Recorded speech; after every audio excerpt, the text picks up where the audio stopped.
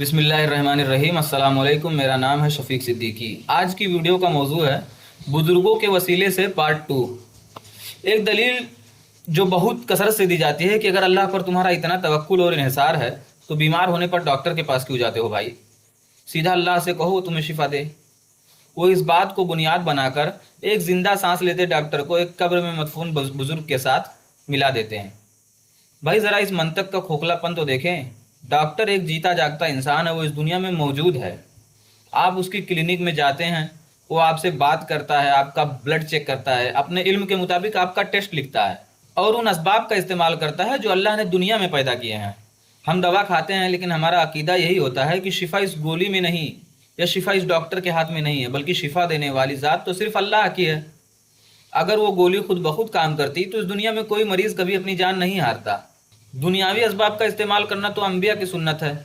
भूख लगती है तो तुम खाना खाते हो, आसमान से मानो सलवा उतरने का इंतजार नहीं करते हो, लेकिन किसी फौतशुदा हस्ती को पुकारना भी इन मादी असबाब में शामिल होता है। जब आप एक जिंदा इंसान से मदद मांगते हैं तो आप उसकी बशरी महदूदियत के अंदर रहते हुए मांगते हैं, लेकिन जब आप किसी कब्र में मदफून हस्ती को पुकारते हैं तो दरअसल आप उन्हें वो सिफात दे रहे होते हैं जो सिर्फ अल्लाह के लायक है। आप गैर इरादे तौर पर यह मान रहे होते हैं कि वो मानो मिट्टी के नीचे से हज़ारों मील दूर से बैक वक्त लाखों लोगों की पुकार सुन रहा है और हर ज़ुबान समझ रहा है और दुनिया के मामलात को कंट्रोल कर रहा है।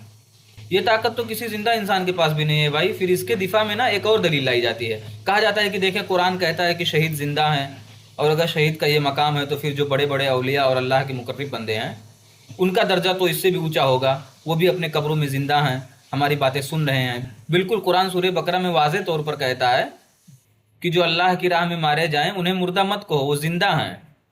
लेकिन मसला यह है कि हम पूरी बात नहीं पढ़ते। इस आयत के बिल्कुल आखिर में अल्लाह ने एक शर्त रखी है कि जिंदा तो वो हैं लेकिन तुम उनकी ज़िंदगी का शऊर नहीं रखते, तुम्हें उनकी ज़िंदगी का कोई समझ नहीं है। वो बरज़ख की ज़िंदगी है, वो एक बिल्कुल अलग डायमेंशन है, एक ऐसा आलम जिस पर दुनिया की फ़िज़िक्स, वक्त, खला कोई उसूल लागू नहीं होता। हमें क्या मालूम उस बरज़ख की ज़िंदगी की नोयत क्या है, उनके पास वहाँ क्या अख्तियारात हैं। कहीं कुरान या किसी मुस्तनद हदीस में कहीं ये नहीं लिखा है कि वो वहाँ बैठकर दुनिया वालों की इल्तिजाएं सुन रहे हैं। वो अपने उस बरज़ख की ज़िंदगी में अल्लाह की नेमतों में हैं और हमारा उनसे राब्ता मुंतका हो चुका है।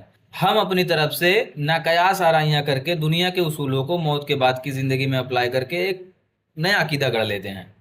दीन बहुत सीधा और सादा है। अल्लाह ताला ने कुरान में कहीं ये नहीं कहा कि मेरे तक पहुंचने के लिए किसी को बीच में डालो या किसी का वास्ता ढूंढो। वो तो बार बार यही कहता है कि मैं तो तुम्हारे शहर रख से भी ज़्यादा करीब हूँ। जब तुम्हारे मालिक ने अपना दरवाज़ा बराह रास्त तुम्हारे लिए खुला रखा है, वो खुद कह रहा है कि मुझसे मांगो और मैं